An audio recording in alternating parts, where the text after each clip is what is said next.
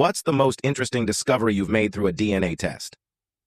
I found out that my older brother and me have different fathers. My dad adopted him when he was little and he married my mother. I was like 14 when I took the test. I saw our percentages were so different and I started freaking out, thinking maybe my dad wasn't my father or something, and then my parents sat me down and were like, "Don't worry, here's why, lol." Not a great deal. I got a DNA match last year from a familiar surname. Turns out it's the daughter of my mother's first cousin, so a second cousin to me. My mother's side are quite large and I barely know any of them, so I didn't know this person ever existed, but I confirmed it with my mother and had a nosy around Facebook. But this second cousin had a significantly lower amount of shared DNA as expected. In fact, it was lower than the suggested range of CM shared for a second cousin. I mentioned it to my mother, and she confirmed it was likely our mutual ancestor, my great-grandmother, was particularly fond of her next-door neighbor when her husband was at work, and it's been a bit of an open secret for a long time. Oh dear.